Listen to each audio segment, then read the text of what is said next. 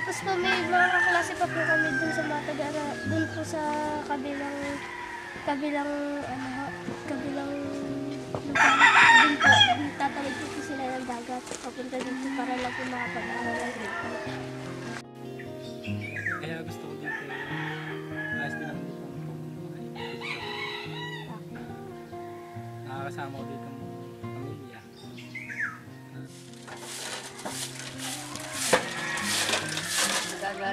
Sana makapagbalit ako pala yung aking anak na laging gawin. Napakahirap gawa ng mataas itong aming dinadaanan.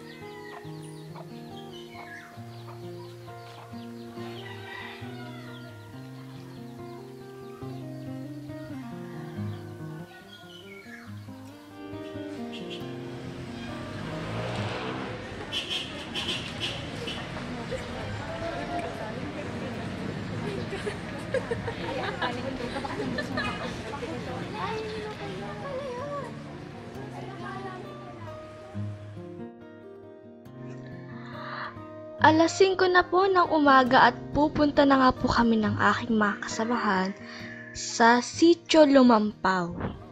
Magmumula po kami dito sa palengke ng Cuenca, Batangas. Bali 15 pesos ang pamasahe at 4 kami ngayon sa tricycle hanggang sa taas na ito ng Sitio Lumampaw. Kuya, ang mga tao po ba dyan sa ilalim araw-araw na akyat eh? Hindi. Pinakamarami na akyat sa Manuninggo. Marami na akyat yan. Sa Manuninggo, marami na akyat na Mortimers. Eh paano po, hindi po yung mga nakatira po sa ilalim, paano po sila namimili? Ay di, kuhan. Akyat din. Araw-araw po sila umakyat? Oo. Araw-araw. Yun ang may sanay na. Sanay na mga yun. Nabili nga lang sigarilyo sa taas eh. Ay, ang mga pumapasok po. Ay, hindi. Walang problema na pasok.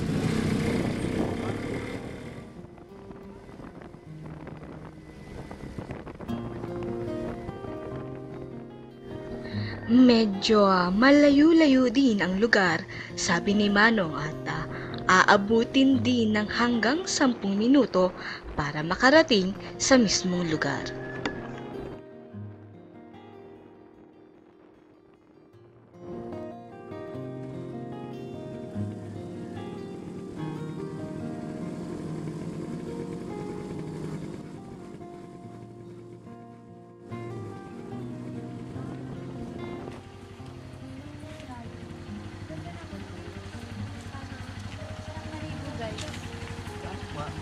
At pinundagan doon sa Talumay.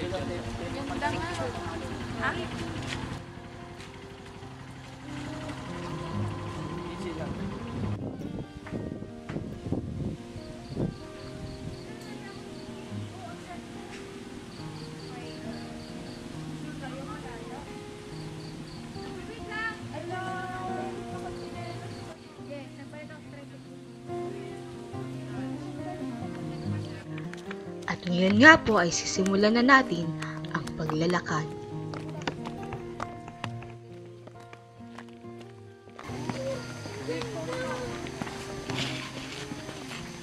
Makikiraan nga rin. Makikiraan ba madalay, ha?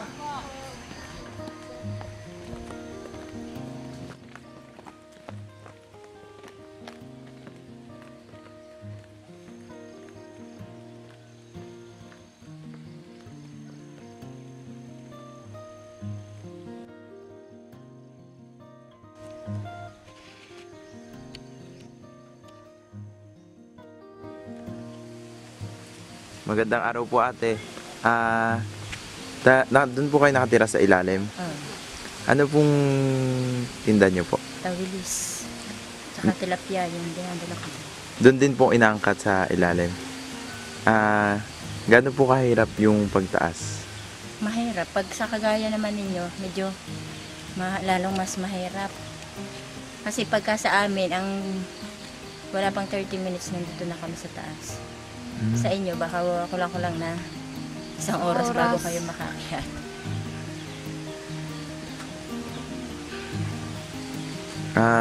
Magkano po kinikita niyo po? Yun dalawa ng klase, tilapia at tawilis, isa 500 or 400. Sa maghapon na yun, lalo na pag matumal. Kagaya ko kahapon, ang tumal, sa angkat ko dito ay 30, ang pagbibili ko 40. Matumal kasi. Tawilis.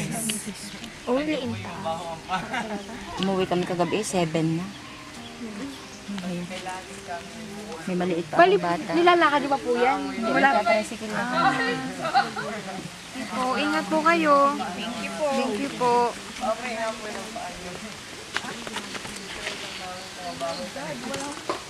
Subscribe pa sa aking 360 work ko, gano'n ka mapaano.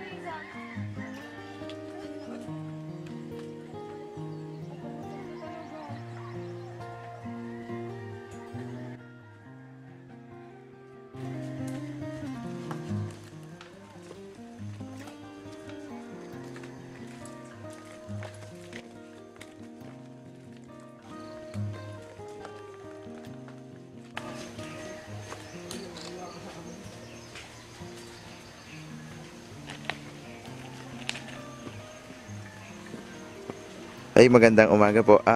Taga doon po kayo sa ibaba? Apo. Mga ilang oras po bago kayo nakakakyat dito sa taas? Hindi po dito sa taas. Paano, mga ilang oras po ang... Ay, hindi ko naintindihan, sabi mo na bigyan. Mga ilang oras po ang kinukonsumo ng pagtaas ninyo po? Pagbaba. Pagtaas po? Ay, matuloy-tuloy na iwala sa oras eh. Okay po. Paano dumaan sa akin eh, galing diyan. Ako hindi bata-bata pa. Bababa ako, pinaurasan ko. Kikisi minutos, balikan ako. Yun ay totoo, hindi yabang yun. Hindi napakalayo ito, kaya gano'n lang ay gano'n rin tayo. Mga ilang... Sa loob po ng isang linggo, ilang araw po kayo tumataas? Oh. Mga ilang araw po kayo tumataas sa loob ng isang linggo? Saan? Doon sa bayan po. Ay noong aking sinasabi sa iyo, ay ako noon may shooting dito si Taknoras, ako'y kagapay lagi, kaya ako'y kalaksak pa noon. Saan po kayo punta ngayon, Tay? Saan po kayo pupunta? Ay diyan lang sa kumpisan diyan sa Barangay 6. Maraming po salamat, Tatay.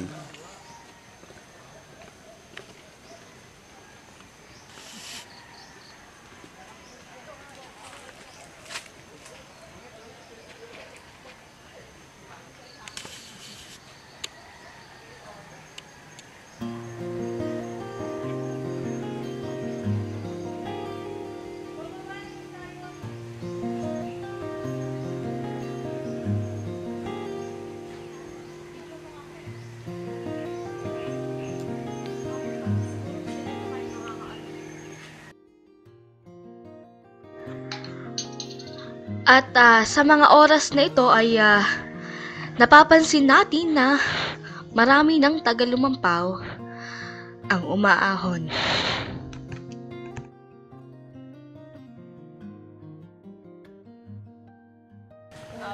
Saan? Yes po. Ano to, Rizal? Po. Development Communication. Documentary. Kubaba pa lang ngayon. Opo. Hindi kaya nagbabago ng isip. Mahirap yan na. Kailangan po. Taga saan kayo? Iba't ibang Mindoro po. Sinong kasama niyo taga dito? Grabe nakakapagod talaga, no? Akala mo, Ayos naman yung daan. oh, pero isipin niyo, hindi Nakakatula pa din. Oo, pero akala mo, ang pagkalalim narating natin. Yung Nakakapangatog ng tuhod ng lahat. Oo, grabe talaga. Oo, kaya naman siguro. Kaya natin yan. Gawin pa nito sa kamay ni Jesus. Sobrang layo niya, at sobrang hirap umakyat at bumaba. Oo, dapat talaga maaga ka nga alis para maaga ka rin makamali. Dahil malayo talaga. Lalo ba sa atin, hindi tayo sanay. For the first time, sabi nga ng babae kanina, 30 minutes na 1 hour sa kanila. Yum! Patiwanan nila. Wala pa talaga tayo sa kalahati. Wala pa sa isa. Okay, balik na tayo sa paglalakad. Sabi nga ni Kuya, baka gusto mo ba? Hindi kayo gumagawin.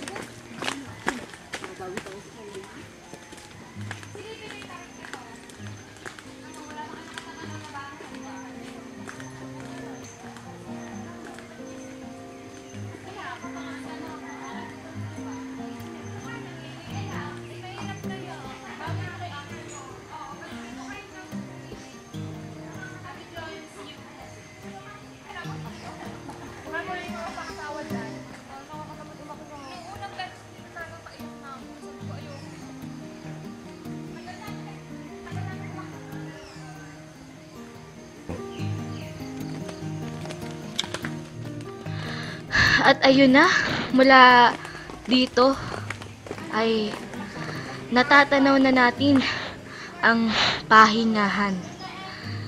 Tamang-tama.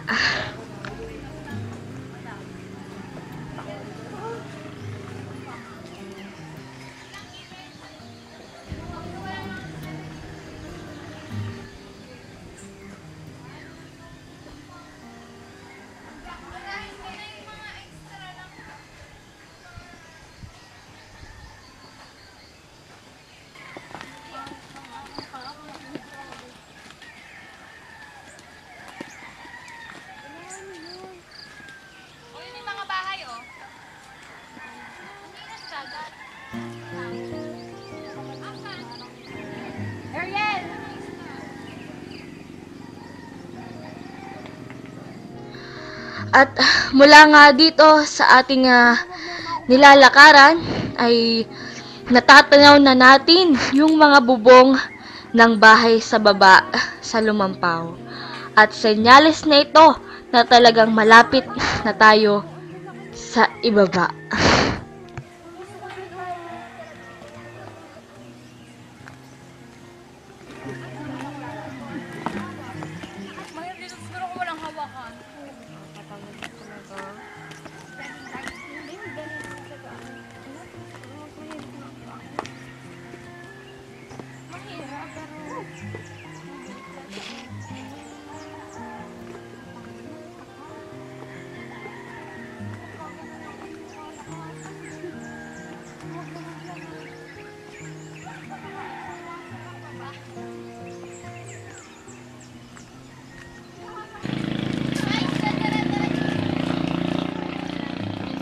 At mula din dito ay dinig na natin ang tunog ng mga bangka.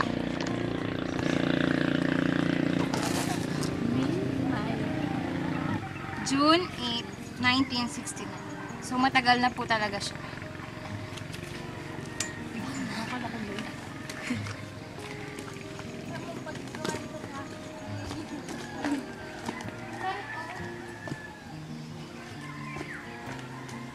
Imagine nyo, walang hawakan.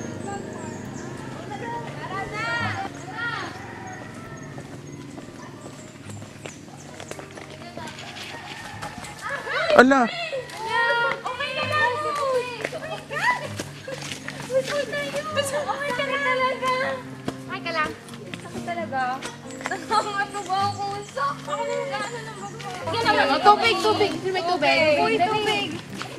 Agad puti kasi magdadahan-dahan. Ano nga?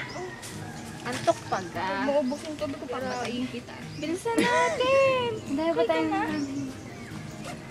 Ang sakit nga, friend. Sugat talaga rin pag tinignan. Tingnan natin. Magdahan kasi pag tayo inabot ng init. Kailangan natin parayin. Inaabutan. Hindi ka na! Sana, kaya mo na. Kaya mo yan.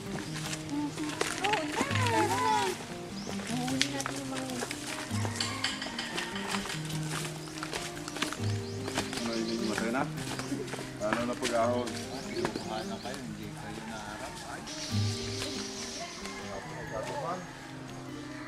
Sila ay ilan sa mga taga-Lumampaw na nagbebenta ng tawilis na tanging sa Taal Lake lamang matatagpuan.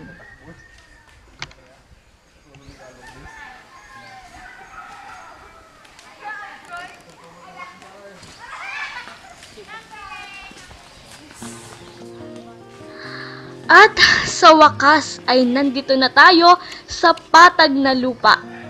At ito na nga ang Sitio Lumampaw.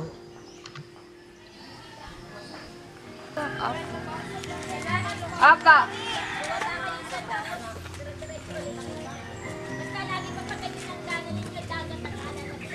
Thank you pa!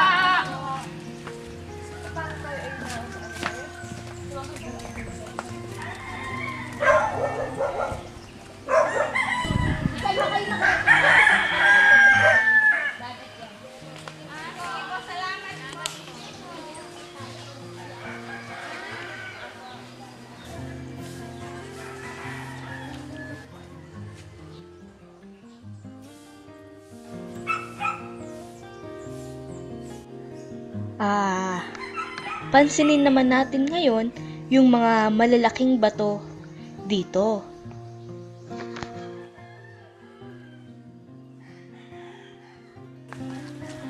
Sabi ko naman sa inyo eh. At ito na nga ang dalampasigan.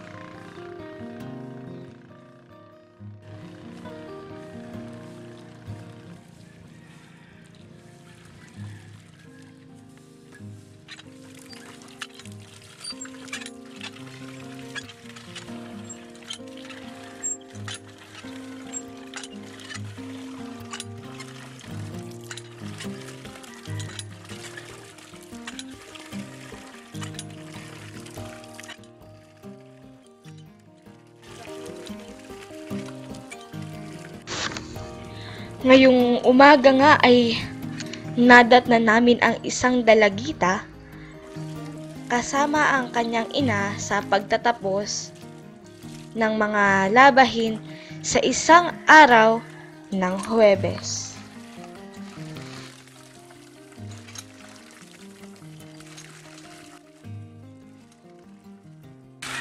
Pangalan. Maria Laida ka po. Maria. Ilang taon ka na? 11 years old po. Anong grade mo? 5 po. Saan ang yung pag-aaral? Kahit sa lang po. Saan din ang school mo dito? Hello, Anong gusto mo maging sa... teacher po. Bakit? Bakit teacher ang nag-joke sa'yo na yun ang maging pangarap mo?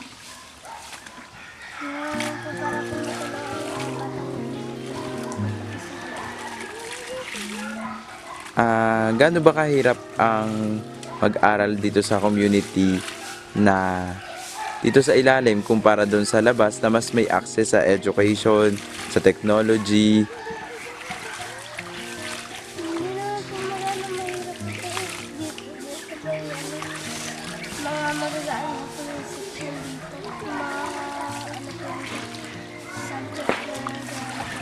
Paano, Mga teacher, mga taga-center. Taga dito rin po. paano pag may mga pinapa-research kung sabi mo ay wala dito mga computer? Hindi po, pupunta po sa dito. Nakakamata po ng dahil. Sa tingin mo, ano yung disadvantage nung half day lang kayo pumapasok? Yung, ano po, yung kapag, kasi po kaya po gumalang ginawa po namin kami. Dahil po, kasobrang po namin may ingay. Kasi po gawa ng lahok-lahok na pagsasalita. Hindi na po napapasok po kasi yung mga sa kakasakay sa kaya tingin mo okay na din.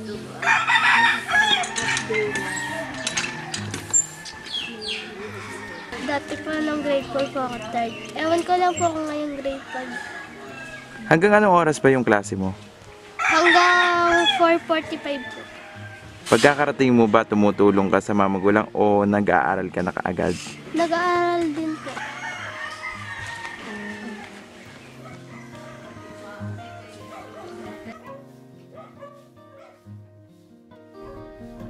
Bukod kay Maria, nakilala din namin si Aling Edna.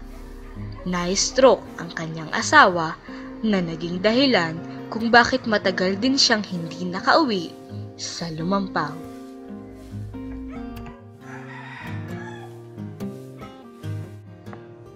Nasaksihan ko sa maliit nilang chapel si Aling Edna kasama ang kanyang asawa.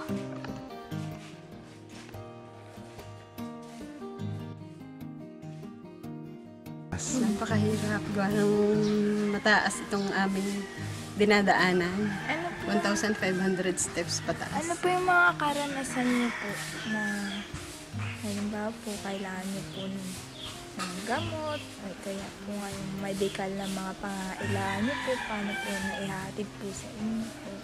Naahon kami doon sa bayan para bumili.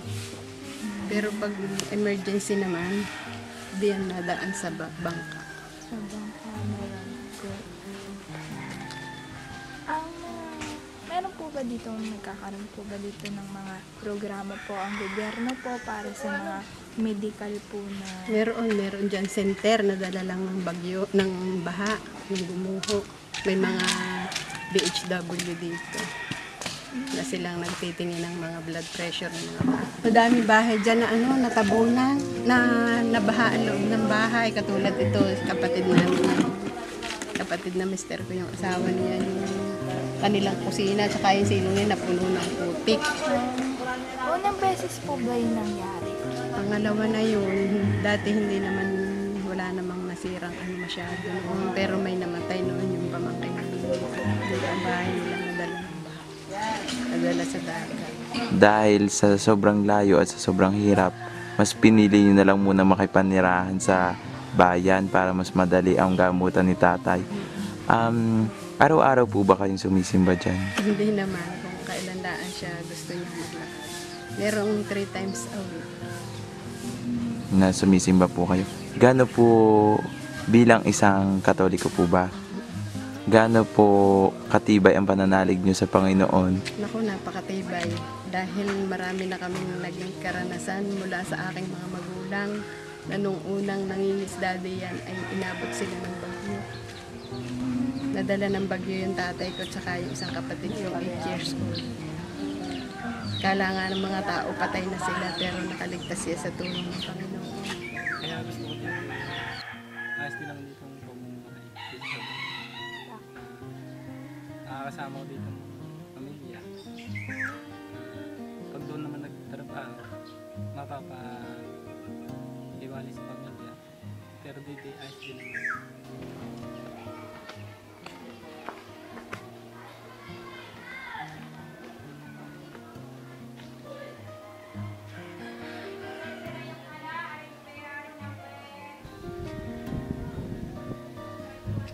Samantala, pasado 10:00 na at sasamahan na namin si Maria sa eskwela.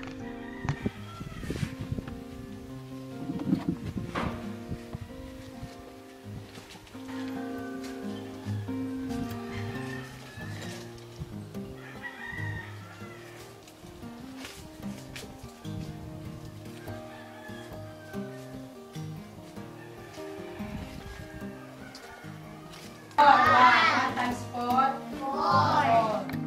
At dito nga namin nakilala si Teacher Ruby. 1 times 4, 4. 2 times 4, 8. 2 times 4, 8. So, is this correct? 2. 4 times 6 is 24. 9 minus 4, 5. Okay, let us check. 114 times 6.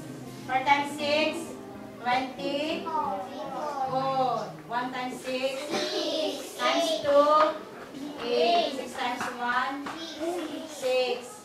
Plus, ating remainder ay 5. Plus 5. 4 plus 5, 9. Men, sakripisyo namin. Talaga napakahirap ng buhay dito dahil kagaya pagka halimbawa may meeting kami, may seminar, talagang sobrang sakripisyo namin para lang kami maka-attend doon sa itaas, para makakuha kami ng mga knowledge na may import sa mga bata. Talaga napakahirap. Tapos pagka kami pamilyado pa, pag-uwi pa ng bahay, syempre pagod na pagod. Di syempre unahin din namin ang pamilyang tao, din naman kami. Yun, ganun. Tapos pagka sa larangan naman ng halimbawa may contest ng mga bata, hindi naman kami nauuli. Kata paano naman, may naiuwi rin naman kami ditong panalo. Hindi naman sa pagmamayabang, meron din naman kami naiuwi. Hindi naman taga kami totally behind sa mga, kumpara sa mga bata sa itaas. Tsaka hindi naman taga kami na talagang nauuli sa kanila. Dahil talagang binibigay nga namin yung aming best para namin sila yung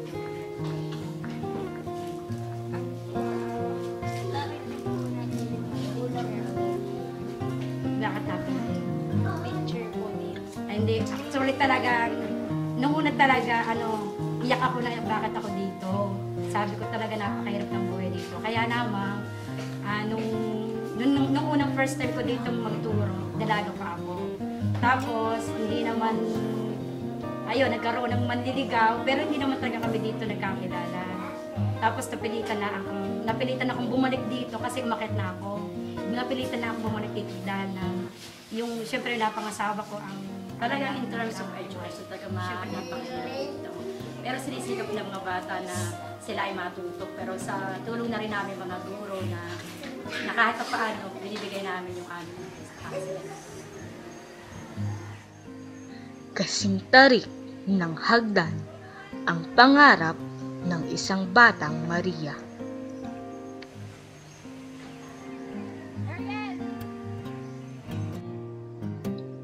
Ang pag-asa sa mata ni Aling Edna ay maihahalin tulad sa lawa ng dagat.